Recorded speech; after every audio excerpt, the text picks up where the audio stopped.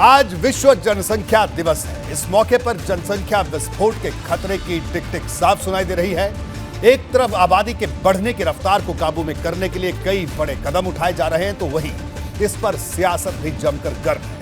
आज मुख्यमंत्री योगी आदित्यनाथ ने जनसंख्या को स्थिर बनाए रखने के लिए जागरूकता पैदा करने की मुहिम का आगाज किया। इस मौके पर बड़ी बात उन्होंने कह दी, जिसके बाद यह चर्चा तेज हो गई कि क्या राज्य सरकार यूपी स्टेट लॉ कमीशन की तरफ से साल भर पहले तैयार ड्राफ्ट को अमलीजामा पहनाना चाहती है।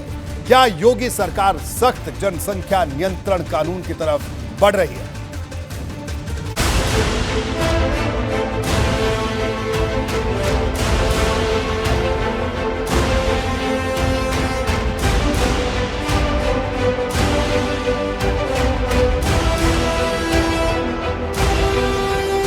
जब हम परिवार नियोजन की बात और जनसंख्या स्त्रीकरण की बात करते हैं तो हमें इस बात को ध्यान में रखना होगा कि जनसंख्या नियंत्रण का कार्यक्रम सफलतापूर्वक आगे बढ़े, लेकिन जनसांख्यिकी असंतुलन की स्थिति भी न पैदा होने का। ऐसा नहीं कि किसी वर्ग की आबादी बढ़ने की स्पीड, उनका प्रतिशत ज्यादा हो और कुछ जो मूल निवासी हो उन लोगों की आबादी के स्त्रीकरण में हम लोग जागरूकता के माध्यम से, इन्फोर्समेंट के माध्यम से उसको नियंत्रित करके जनसंख्या संतुलन की स्थिति पैदा करें।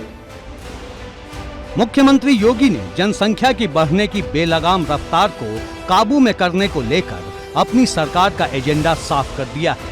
मुख्यमंत्री ने दो टूक कह दिया है कि किसी एक वर्ग की आबादी तेजी से बढ़ती रहे और दूसरे वर्ग की आबादी तेजी से घटती रहे तो ये स्थिति असंतुलन की होगी और हालात यही रहे तो ये असंतुलन अराजकता का सबब भी बन सकता है। और यह एक चिंता का विषय है हर एक उस देश के लिए जहां पे जनसंख्या संतुलन की स्थिति पैदा होती है, जनसांख्यिकीय संतुलन की स्थिति पैदा होती है।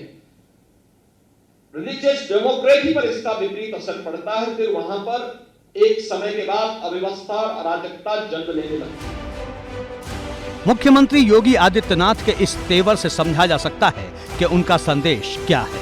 सीएम योगी जो कह रहे हैं उसके सियासी और सामाजिक मतलब अलग अलग नहीं है।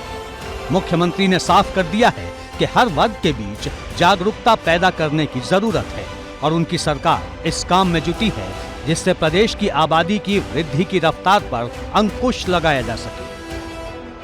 इसलिए जब हम लोग जनसंख्या स्त्रीकरण की बात करें तो समान रूप से समाज में प्रत्येक जाति, मत, मजहब, क्षेत्र, भाषा इन सब से ऊपर उठ करके समान रूप से जागरूकता के एक व्यापक कार्यक्रम को इसके साथ जोड़े जाने की आवश्यकता है। इधर जनसंख्या स्थिरता पखवाड़े की शुरुआत करते हुए सीएम योगी का ये बयान आया और उधर समाजवादी पार्टी के खेमे में हलचल तेज हो गई। पार्टी ने कहा कि भाजपा जनसंख्या नियंत्रण के मुद्दे पर सियासत कर रही है, लेकिन हकीकत में कोई काम नहीं कर रही।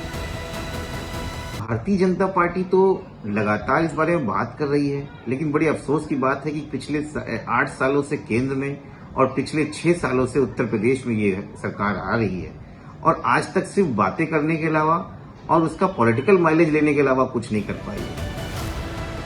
जाहिर है बात निकली तो दूर तलक जानी ही है।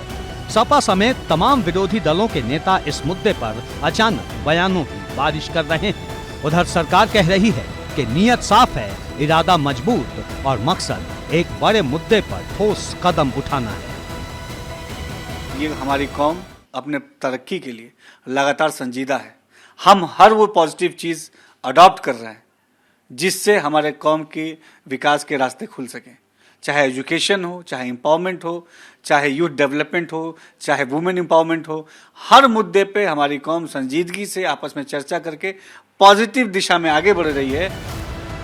माहौल गरमाया तो all India Muslim personal law board साल भर पहले राज्य विधि आयोग ने यह मसौदा तैयार किया था, जिसकी एक बार फिर चर्चा है। चर्चा इस बात की है कि अगर सरकार सख्त कानून की तरफ बढ़े तो फिर आखिर इसमें क्या बड़े प्रावधान होंगे। इसके लिए आयोग के ड्राफ्ट को जानना बेहद जरूरी है। जी हां, जनसंख्या नियंत्रण कानून के मसौदे में क्या है, जरा इसको समझिए। यूपी स्टेट लॉ कमीशन का ड्राफ्ट क्या है, इसको समझिए।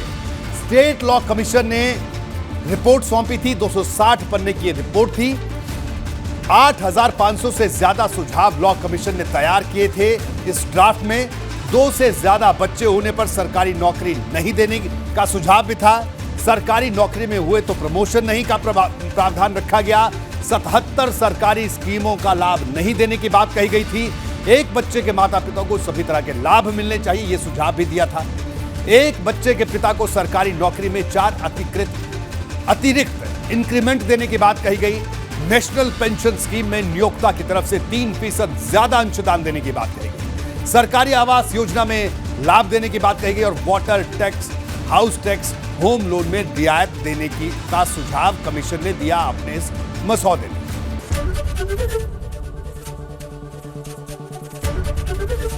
एबीपी गंगा, खबर आपकी, जुबान आपकी।